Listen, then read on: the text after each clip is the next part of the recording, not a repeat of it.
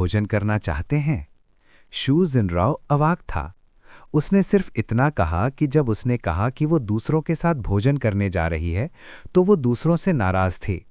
उसने कभी सोचा भी नहीं था कि सचमुच एक लड़का उसके साथ खाना खाने आया था। शू जिनराव ने जल्दी से अपना मुंह खोला, लेकिन इससे पहले कि उसे समझाने के लिए शब्द मिल पाते, मैंने अपनी ठुड्डी को छुआ और धीरे से बोला, क्या आपका इरादा मुझे आमंत्रित करने का नहीं था? क्या मैं खाऊं?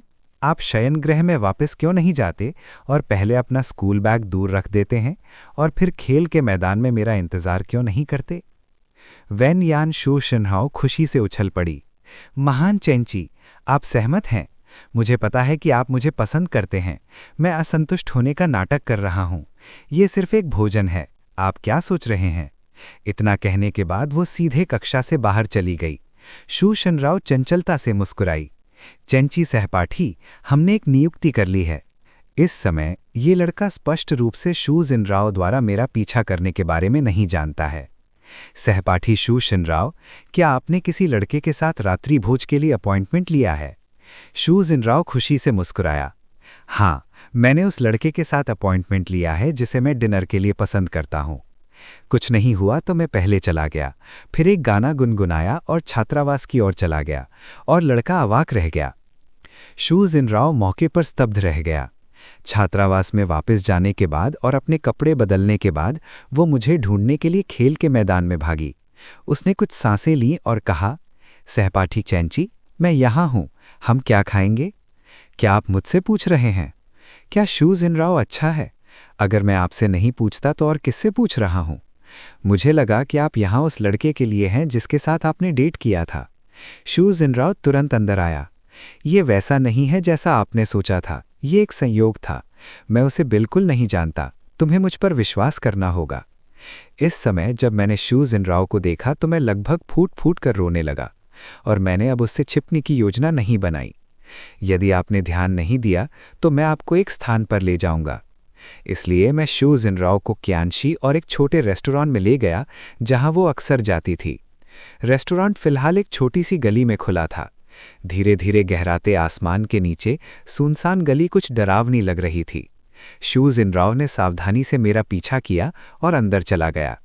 मुझे थोड़ा भयावह क्यों लगा? निसंदेह मैं नहीं डरता। आखिरकार यहाँ कोई लोग नहीं हैं। अगर मैं किसी बुरे इंसान से मिलूं तो वो बुरा इंसान भी आप ही हैं। यदि आप समझाना चाहें तो मैं हरगिज़ विरोध नहीं करूंगा। मुझे बस इस बात का डर है कि आप ऐसा करने की हिम्मत नहीं करेंगे। मैं शू जिनराव की अपेक्षित चेहरे को देखता हूं और मुझे नहीं पता कि हंसूं या रोऊं। मुझे नहीं पता कि इस लड़की के दिमाग में क्या चल रहा है। अब उसकी उम्र 3 साल रही होगी और जल्द ही हम एक जीर्ण शीर्ण छोटे रेस्टोरेंट के दरवाजे पर आ गए। शू जिनराव ने उत्सुकता से अपना सिर आगे बढ़ाया। जब उसने 4 बड़े फॉन्ट वाले साइन पर चीनी रेस्टोरेंट देखा तो तुरंत उसकी नज़रें टेढ़ी हो गई। क्या ये वो रेस्टोरेंट नहीं है जिसमें मैं उसे कियांशी में अपनी पहली डेट पर लेकर गया था? लेकिन उसने इसे यहाँ क्यों खोला? फिर शू जिनराव के चेहरे पर उसने तुरंत एक प्रसन्न मुस्कान दिखाई। चलो यहाँ खाना खाने चलते हैं। यहाँ का खाना स्वादिष्ट है। शू जिनराव अब बहुत उत्साहित है। उसे उम्मीद नहीं थी कि उसके 2 जीवन में मेरे साथ पहली डेट एक ही रेस्टोरेंट में होगी। मैंने उसकी ओर देखा और जानबूझकर पूछा, क्या आप पहले भी यहाँ आ चुकी हैं? शू जिनराव ने गहरे मुस्कुराते हुए कहा, मैं यहाँ एक बार आया हूँ, लेकिन काफ़ी समय हो गया है। जैसे ही शू जिनराव और मैं रेस्टोरेंट में गए, उसने कुशलता से बॉस से उन व्यंजनों के बारे में पूछा जो वो खाना चाहती थीं, और फिर मुस्कुराते हुए मुझसे कहा, सहपाठी चेंची, क्या आपको लगता है कि हम अब डेटिंग कर रहे हैं? मैंने लापरवाही से जवाब दिया, बिल्कुल नहीं। शू जिनराव ने उसकी बड़ी आंखों से देखा। क्यों? तुम सहमत हो गई कि मैं तुम्हारा पीछा कर रहा हूं? तो चलो बैठो और एक साथ खाना खाओ। हम डेट पर हैं। शू जिनराव ने जो कहा, मैं उससे हतप्रभ रह गया। ये सिर्फ एक साथ खाना खाने के लिए था। मैं भी हर दिन लाओ झैंग के साथ खाना खाता हूं। क्या ऐसा हो सकता है कि मैं भी उसे डेट कर रहा हूं? शू जिनराव उदास होकर मुस्कुराया। ये मत सोचो कि मैं उस तरह की लड़की हूं जो 16 या 17 साल की है। मैं आपको बता दूं, अगर लड़के और लड़कियां अकेले खाना खाते हैं तो वे डेट पर हैं।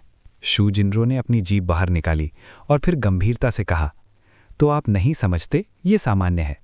अचानक शू जिनराव धीरे से बोला, सहपाठी चेंची, इससे कोई फर्क नहीं पड़ता कि हमने पहले एक दूसरे से बात नहीं की है। आप एक लड़की ढूंढकर कोशिश कर सकते हैं, शू जिनरो ने गंभीरता से कहा, और इतनी अपमानजनक मुट्ठी के साथ उसके शब्दों का लहजा विशेष रूप से मजाकिया था। बेबसी से मुस्कुराते हुए, अगर आप कहना चाहते हैं तो हम आपको ढूंढते हैं, शू जिनरू ने बार बार सिर हिलाया और फिर आत्ममुग्धता से कहा, मुझे इतनी सुंदर देखो, मुझे विश्वास नहीं हो रहा है कि तुम्हें वास्तव में मेरी बिल्कुल भी परवाह नहीं है। तुम्हें ये स्वीकार करने में शर्म आ रही होगी, मैं ये सब जानता हूँ। मैंने शू जिनरू को अवाक दृष्टि से देखा। फिर बॉस ने पहले सूप परोसा। शू जिनरू ने तुरंत मेरे लिए कटोरा भरा और जारी रखा पूछने, सहपाठी चैंची, आप वास्तव में इसके बारे में सोचना नहीं चाहते हैं? हालांकि मैं बहुत इच्छुक हूँ, फिर भी मैं मना कर देता हूँ और इसके बारे में नहीं सोचता। अचानक मेरी बातचीत बदल गई। वास्तव में मैं अभी भी प्यार में पढ़ने के बारे में थोड़ा उत्सुक हूँ। आप मुझे सिखाएंगे, मैं आपको चीनी सिखाऊंगा और आप मुझे सिखाएंगे कि प्यार में कैसे पढ़ना है। हम गिन सकते हैं। शू शिंडो ने मासूमियत से सिर हिलाया और उसे प्रतिक्रिया देने में थोड़ा समय लगा। वो उत्साह से मुस्कुराई और बोली, सहपाठी चैंची, क्या मैंने तुम्हें सही सुना?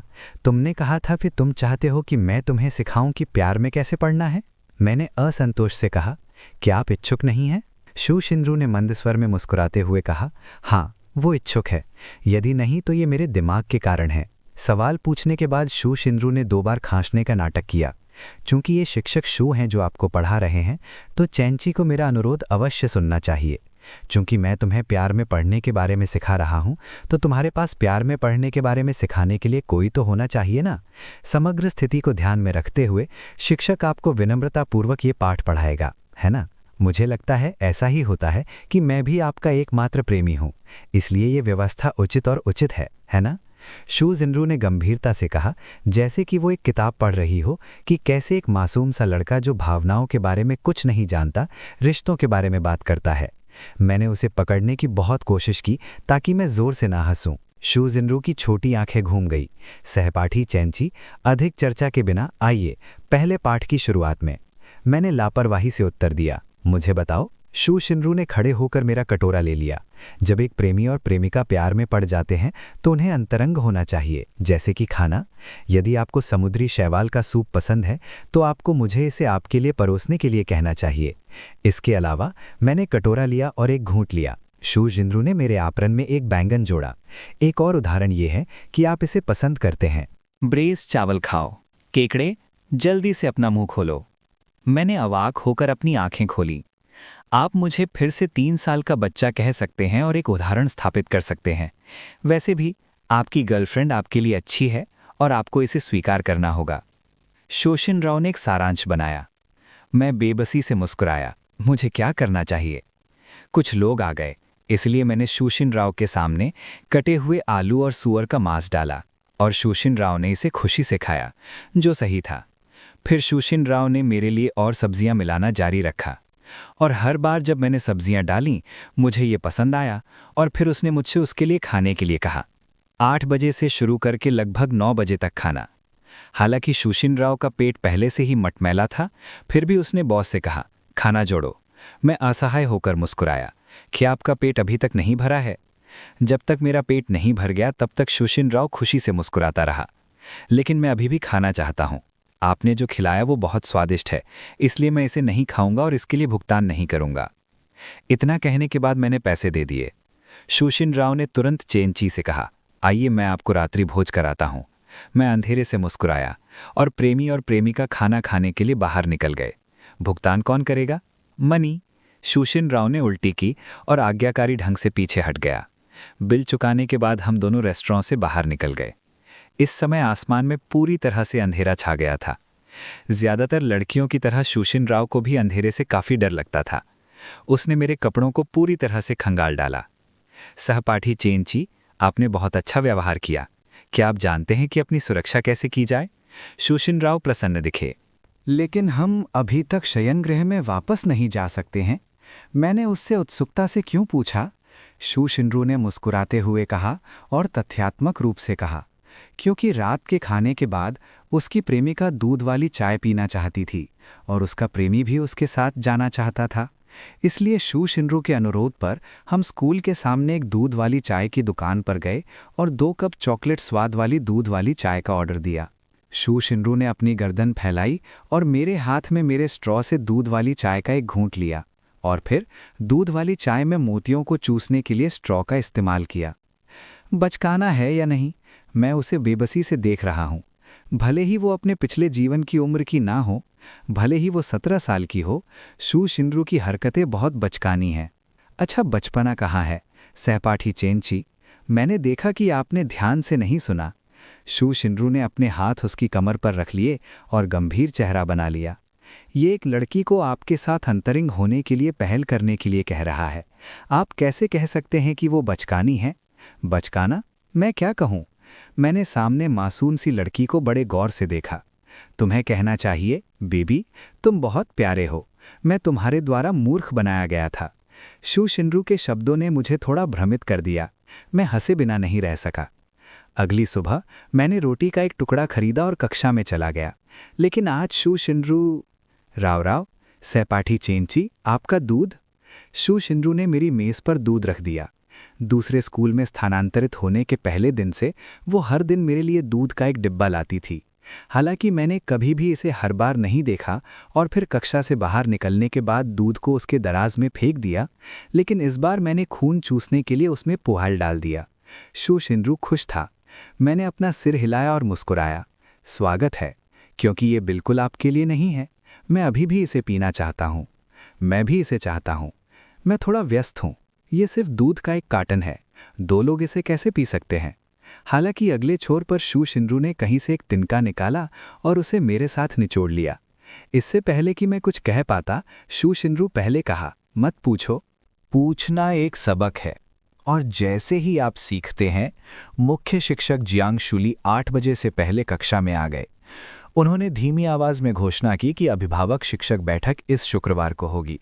उसके बाद उसने सभी को अपनी किताबें लेने और कक्षा में जाने के लिए कहा। जब पहली कक्षा समाप्त हो गई तो शू शिनराव तुरंत पलटकर मेरी ओर खुशी से देखने लगा कि मैं क्या कर रहा हूं। मैंने उसकी आंखों पर नजर डाली। क्योंकि आप अच्छे दिखते हैं, शू शिनराव ने कराहते हुए घूरा और पाया कि मुझे कोई प्रतिक्रिया नहीं हुई, और यहाँ तक कि मैंने जो पाठ अभी समाप्त किया है उसे भी देखा तो उसने असंतुष्ट होकर कहा, अरे सहपाठी चैंची, आपको कहना चाहिए कि आप अच्छे दिखने वाले हैं। मैंने लापरवाही से सिर हिलाया। आप भी अच्छे दिखने वाले हैं। शू शिनराव ने जिस तरह से मैं सामना कर रहा था उसे देखा और रुक गया। यदि आप अधीरता महसूस कर रहे हैं तो आपको पलटकर देखना चाहिए। एक दिन के पाठ के बाद शू शिनराव अभी भी बहुत संतुष्ट है। आखिरकार प्यार सिखाने के इस तरीके से, जब तक कि ये बहुत अधिक ना हो, मैं उसकी किसी भी चीज़ से इनकार नहीं करूंगा जो वो मुझसे करने के लिए कहेगी। उदाहरण के लिए, होमवर्क लेख लिखते समय मुझे पहले सूत्रों और पाठों को याद करने की आवश्यकता है। इस विधि के नुकसान भी हैं, क्योंकि हम स्कूल में थे, एक साथ खाना खाने के लिए कैफेटेरिया जाना या मेरे साथ खेल के मैदान पर टहलना असुविधाजनक था, और मेरे बहाने बहुत कठोर थे। अगर टीचर ने मुझे देख लिया तो क्या होगा? शूली का प्रबंधन मंच पर बैठे मॉनिटर झांगहाओ द्वारा किया जाता है। चैंची सहपाठी, अब कोई शिक्षक नहीं है। शू शिनराव मेरी ओर बगल में घूम गया। फिर आप मुझे क्या सिखाने जा रहे हैं? बेशक मुझे पता है, वो मुझे सिखा रही है कि प्यार में कैसे पढ़ना है। मुझे इसके बारे में सोचने दो। ये कक्षा बहुत महत्वपूर्ण है। शू शिनराव ने गंभीरता से कहा, क्या शुक्रवार को अभिभावक शिक्षक बैठक नहीं है? आप जानते हैं कि प्रेमियों के बीच में इसे क्या कहा जाना चाहिए? वेन्यान, मैंने माता पिता से कहा। सहपाठी चैंची, तुम बहुत होशियार हो। मैंने अवाक होकर उसकी आंखें घुमाई। ये लड़की, वो खुद को 7 साल की बच्ची समझती होगी। इसलिए मैं सीधा बैठकर कहा, ठीक है, अब शाम का स्व अध्ययन है। आपके शिक्षण का समय समाप्त हो गया है। आपका मतलब क्या है? शू शिनराव नहीं है। स्पष्टीकरण। मैंने कहा कि आपने मुझे प्रेम की शिक्षा दी और मैंने तुम्हें भाषा की कक्षाओं में शिक्षा दी। ऐसा हुआ कि मैंने शाम को सेल्फ स्टडी के दौरान ट्यूशन में आपकी मदद की, तो आप ट्यूशन में मेरी मदद कैसे करेंगे? शू शिनराव ने घबराहट से निगल लिया। ये देखकर कि आप मुझे पढ़ाने में कितने उत्साहित हैं, तो मैं और भी अधिक उत्साहित हो जाऊंगा। शू शिनराव वेन्यान में आश्चर्यचकित दिखी। वास्तव में नहीं, वो मेरे पास से गुजरी, लेकिन उसने अपने होठों को मोड़ लिया। उन्होंने आज 20 वर्षों से अधिक समय तक शास्त्रीय चीनी भाषा सिखाई। शू शिनराव को उम्मीद नहीं थी कि तथाकथित दोहरे उत्साह का मतलब सुपर क्लासिकल चीनी होगा। वो बहुत गुस्से में थी। हालांकि उसे ये उम्मीद नहीं थी कि सबसे गुस्से वाली बात सुपर क्लासिकल चीनी नहीं थी। जब उसने मुझसे स्कूल के बाद बाहर खाना खाने के लिए जाने को कहा तो मैंने उसकी ओर एक चीनी ट्यूशन की किताब फेंक दी। किताब? मैंने सभी मुड़े हुए पन्ने खत्म कर दिए हैं, मुझे कल इसकी जांच करनी होगी। शू शिनराओ अवाक रह गया। क्या आप मुझे होमवर्क दे रहे हैं? अगर मैं इसे पूरा नहीं कर सकता तो मुझे ये मत सिखाओ कि एक रात में प्यार में कैसे पड़ना है। पहले अपना ख्याल रखो। ठीक है, मैं ये करूंगा, शू शिनराओ ने कमजोरी से कहा। यह धमकी उसके लिए घातक है। हार मानने के बाद शयनगृह में लौटें, शू शिनराओ ने एक लंबी आह भरी। लिन शियाहुआ ने उत्सुकता से पूछा, आप कल इतने व्यथित क्यों थे और प्यार की खट्टी गंध महसूस कर रहे थे? आज आप उदास क्यों हैं? शू शिनराओ ने अपने चेहरे पर एक जटिल भाव के साथ वो ट्यूटोरियल पुस्तक निकाली जो मैंने उसे दी थी। आपने ट्यूटोरियल पुस्तक भी खरीदी है ना? लिन शियाहुआ की राय बड़ी थी। आप जानते हैं, जब शू शिनराओ अपना होमवर्क कर रही थी तो वो हमेशा उदास दिखती थी। उसने अब अपना होमवर्क बढ़ाने की पहल क्यों की? शू शिनराओ ने असहाय होकर कहा, ये चेन ची ने मुझे सौंपा था। लिन शियाहुआ को अचानक समझ आ गया। वो आगे बढ़ी और शू शिनराओ को कंधे पर थपथपाया। यू जोंगसिंग शिया रो की तरह बड़ी हो गई है। इतना दुखी मत हो, तुम्हें इस तरह सोचना होगा। चेन ची की किताब और तुम्हारे नोट्स, ये तुम्हारे प्यार का क्रिस्टलीकरण है। शू शिनराओ के सिर पर काला धागा। अन्य लोगों के प्यार का क्रिस्टलीकरण सभी बच्चों का है, लेकिन वो एक संदर्भ पुस्तक है। शुक्रवार की सुबह हमारी कक्षा के हर छात्र रो रहा था।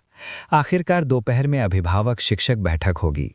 खराब ग्रेड वाले लोग अपने माता पिता द्वारा आलोचना किए जाने से चिंतित होंगे, और जिनके ग्रेड अच्छे हैं वे कक्षा में अपने खराब प्रदर्शन और कक्षा शिक्षक द्वारा मुकदमा किए जाने को लेकर भी चिंतित हैं। मुझे डर है कि पूरी कक्षा में मैं ही एकमात्र शांत चेहरे वाला हूँ। यहाँ तक कि शू शिनराओ पहले से ही अपनी छोटी मुट्ठियाँ भींच रही है और कांप रही है। मैं काफ़ी घबराया हुआ हूँ। चंची, क्या आप घबराए हुए नहीं हैं? मैंने उससे कुछ नहीं कहा। मैं बिल्कुल भी नर्वस नहीं हूँ। तरीके, ग्रेड और प्रदर्शन सभी निश्चित चीज़ें हैं। ये उल्लेख करने की आवश्यकता नहीं है कि इस बार मासिक परीक्षा में आपके अंक खराब नहीं हैं। ओह, मैं घबराया हुआ नहीं हूँ, ये शू शिनराओ ने उत्साह के साथ कहा। मैं घबराया हुआ हूँ, आपने मेरी छोटी सी प्रेम कक्षा पूरी नहीं की है। आपने अपने भावी ससुर और सास को जाते देखा है। मैं स्पष्ट रूप से कंजूस हूँ। ये लड़की पुनर्जन्म के बाद मैं तार्किक और ठंडे चेहरे वाले सीईओ से हाई स्कूल में विक्षिप्त रूप में क्यों बदल गया? दोपहर के भोजन के अवकाश के दौरान जब प्रत्येक छात्र के माता पिता स्कूल आए तो लगभग हर कोई कक्षा के दरवाजे पर इंतजार कर रहा था, और जल्द ही मेरे पिताजी जश्न मनाने के लिए भीड़ से बाहर निकल आए कि मुझे फिर से अच्छे ग्रेड मिले। उन्होंने मेरे लिए एक मोबाइल फ़ोन भी खरीदा। मेरे पिताजी के कक्षा में प्रवेश करने के बाद शू शिनराओ तुरंत आ गया। चेनची ने तुरंत मेरा मोबाइल फ़ोन नंबर निकाल लिया। वह अपना मोबाइल फ़ोन निकालने के लिए इंतज़ार नहीं कर सकती थी। मैं अवचेतन रूप से शू शिनराओ का मोबाइल फ़ोन नंबर दर्ज करना चाहता था, लेकिन सौभाग्य से मैंने समय रहते इसे उलट दिया। शू शिनराओ द्वारा अपना मोबाइल फ़ोन नंबर बताने के बाद मैंने मोबाइल फ़ोन नंबर ठीक से दर्ज किया। शू शिनराओ ने अचानक उसे रोक दिया। वह सीधे मेरी माँ तो कैसे नोट कर सकती है? शू शिनराओ ने अप्रसन्नता से कहा, मुझे क्या नोट करना चाहिए? मैंने अपना मुंह सिकोड़ लिया और तुरंत समझ गया कि ये लड़की क्या करने जा रही है। शू शिनराओ ने ठीक कहा, मैंने तुमसे कितनी बार कहा है, तुम मुझे अपनी प्रेमिका के रूप में मानना चाहते हो। इसे कौन देगा? मेरी प्रेमिका ने नाम का उल्लेख किया। आपको मुझे धन्यवाद देना चाहिए प्रिय पत्नी, मैंने जानबूझकर हंसते हुए कहा। चलो आखिरी बात करते हैं। सच में? शू शिनराओ की आंखें तुरंत चमक उठीं। उसने वास्तव में मुझे लंबे समय से अपनी पत्नी को बुलाते हुए नहीं सुना था, लेकिन जब वह गुर्राई तो उसने देखा कि मैंने जो नाम बताया वह वास्तव में मेरी पत्नी थी। शू शिनराओ ने तुरंत मुझे पकड़ लिया। क्या वह इतनी बूढ़ी है? वह मौके पर थी। वो मेरा फ़ोन छीनने और दूसरा फ़ोन डिलीट करने ही वाली थी, लेकिन इसी समय उसके पीछे से एक ठंडी आवाज़ आई, शू जिनरू, लड़की, तुम क्या कर रही हो? शू जिनरू ने अपना शरीर कड़ा किया और सिर घुमाया। माँ, मैंने कुछ नहीं किया, मैंने कुछ नहीं किया। लेकिन शू जिनरू की माँ की नज़र सीधे मुझ पर पड़ी। वो मूर्ख नहीं है, शायद उसकी बेटी के स्कूल में लड़कों के इतने करीब होने में कुछ गड़बड़ है। हालांकि मैंने एक कदम आगे बढ़ाया और शांति से कहा, नमस्कार चाची, मुझे लगता है कि आप शू जिनरू को उसकी पढ़ाई में मदद कर सकते हैं। शू जिनरू की माँ को एक पल के लिए भी उम्मीद नहीं थी कि न केवल मैं बिल्कुल दोषी नहीं हूँ, बल्कि मैं उनसे इतनी चतुराई से बात भी कर सकती हूँ। ये उसे भ्रम पैदा करने से रोक नहीं सका। क्या वो सिर्फ गाना चाहती थी? मेरी बेटी की उनसे मिलने जाने की प्रवृत्ति नहीं है। मैंने सिर हिलाया और कहा, शिक्षक जियांग ने मुझसे शू जिनरू की भाषा सिखाने में मदद करने के लिए कहा है, इसलिए मुझे लगता है कि मुझे आपको बताना चाहिए कि उसे क्या सुधार करने की ज़रूरत है। जियारो ने कहा कि ये आप हैं। शू जिनरू की माँ की अभिव्यक्ति धीरे धीरे नरम हो गई। आखिरकार प्रधानाध्यापक पहले उससे नाराज थे। उन्होंने इस बार शू जिनरू के टेस्ट स्कोर भी देखे, चीनी अंकों में शू जिनरू की प्रगति, और आज वो अपने सहपाठियों को धन्यवाद देने के लिए भी तैयार थी जिन्होंने उसकी बेटी की मदद की। वैसे आपने अभी कहा कि जियारो के ग्रेड में सुधार किया जा सकता है, शू जिनरू की माँ ने पूछा। उसके प्रश्न का सामना करते हुए मैंने शांति से उत्तर दिया। हालांकि शू जिनरू को इस बार परीक्षा में 120 अंक मिले, लेकिन मैंने अधिकांश प्रश्नों को हल करने में उसकी मदद की। उन्हें असाधारण कलाकार माना जाना चाहिए। अगर वो अगली बार मासिक परीक्षा देना चाहती है तो उसे और मेहनत करनी होगी। शू जिनरू के बगल में ये देखकर कि मैं बहुत दुखी हूँ, रू की आंखें चमक उठीं। जब वो बच्चा था तो उसे उम्मीद नहीं थी कि उसका पति ऐसा करेगा। उन्होंने इस मासिक परीक्षा के परिणामों को समझाने के लिए असाधारण प्रदर्शन का उपयोग किया। फिर भले ही वो मासिक परीक्षा में नकल ना कर सके, भले ही वो परीक्षा में लगभग असफल हो जाए, तो भी बात समझ में आती है। तो ये बात है। इस सहपाठी, आपका बहुत बहुत धन्यवाद। शू जिनरू की माँ मुस्कुराई और विनम्रता से कहा, हाँ ठीक है, अभी आपने कहा कि उसमें अभी भी सुधार की गुंजाइश है, तो उसकी माँ के रूप में मुझे क्या करना चाहिए? मेरे मुंह के कोने पर एक मुस्कुराहट आ गई और मैंने शू जिनरू की ओर चुपके से देखा और फिर मुस्कुराकर कहा कि उसके लिए और मार्गदर्शन पुस्तकें खरीदें। ये वे हैं जिन्हें मैंने अभी अभी अपने फ़ोन पर सूचीबद्ध किया है। पहले उन पर एक नज़र डालें और फिर फ़ोन शू जिनरू को सौंप दिया।